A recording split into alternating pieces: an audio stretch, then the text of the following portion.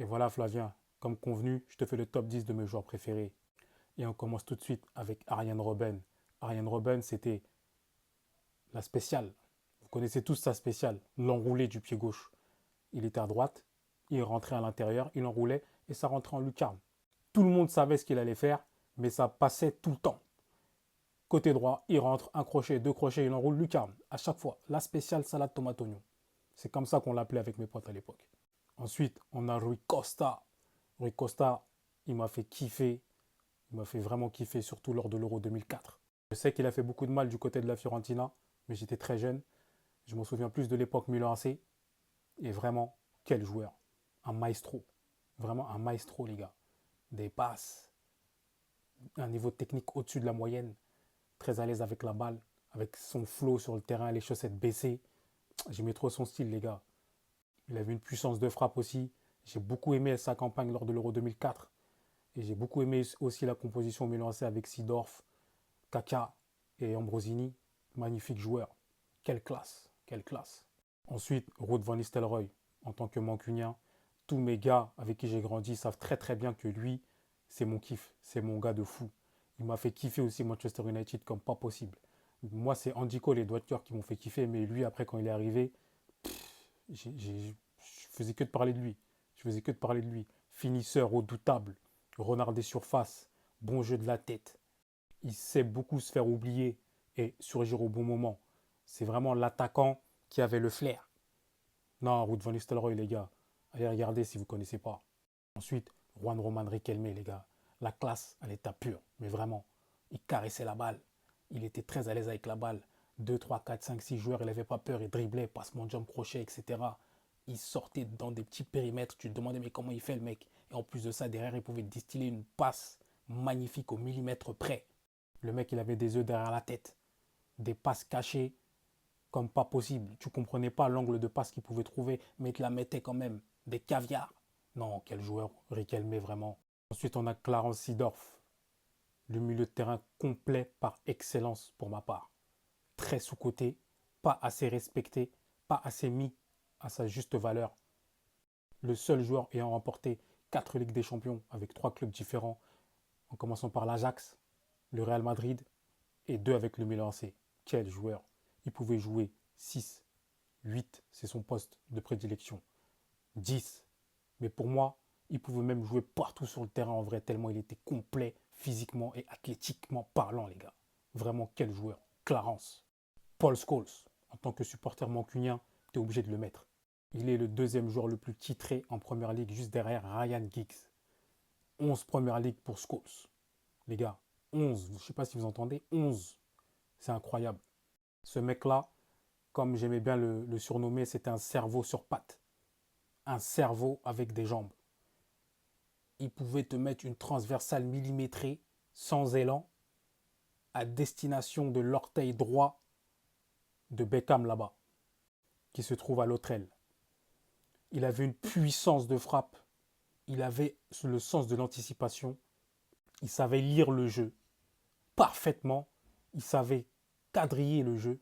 En plus de ça, ce mec, il courait partout. Il courait partout. C'est pas un mec qui avait peur. Quand il fallait aller dans le combat physique, il était là face à des mecs même qui faisaient 2 têtes de plus que lui, il n'y avait pas de problème. Mais vraiment, quel joueur, l'intelligence à l'état pur. C'est un joueur qui a mis tout le monde d'accord. Les Pep Guardiola, Xavi en est fan, Henry, Zizou. Les gars, branchez-vous Scholes, allez regarder, vous allez voir c'était qui. Ensuite, les gars, Robin Van Persie. Ce mec-là aussi m'a fait kiffer de fou. Gaucher, rapide, clinique, puissance de frappe exceptionnelle. J'ai trop kiffé ce mec-là du côté de l'Arsenal. Déjà de base, je l'aimais bien.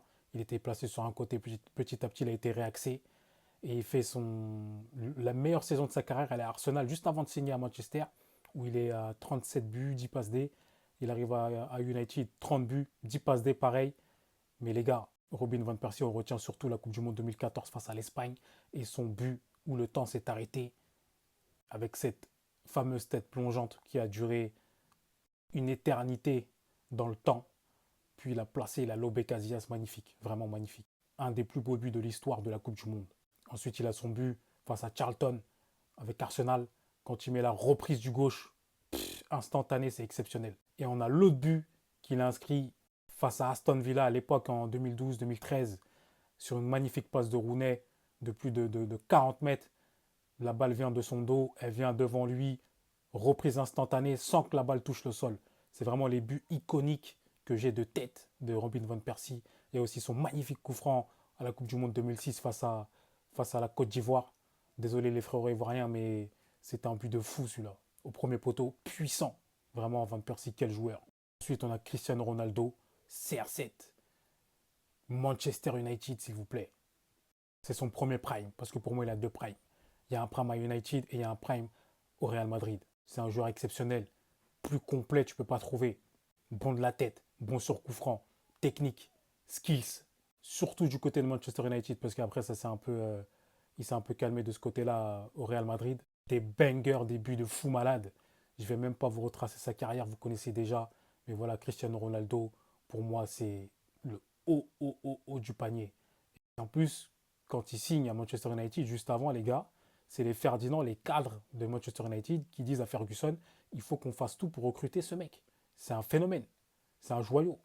Il les avait fait mal lors d'un match amical, il avait mis à mal la défense de United, et il a signé à United. On a tous vu tout ce qui s'est passé. Voilà, c'était le commencement de l'histoire. Jusqu'à aujourd'hui, il fait aussi preuve de longévité. Il joue toujours au football du côté de Al Nasser et il empile les buts. Il empile les buts. Il a inscrit dernièrement son 950e but et son objectif est d'atteindre les 1000 buts. 40 ans, le mec est incroyable, c'est une machine de guerre. Machine de guerre. Ensuite, Ronaldinho. Les gars, Ronaldinho, c'est la magie, l'insouciance, la salsa, le joga bonito, les passes du dos, des passes aveugles, des virgules, passement de jambes. C'est sa frappe lors de son premier match avec le FC Barcelone et la barre en 30. C'est son pointu face à Chelsea.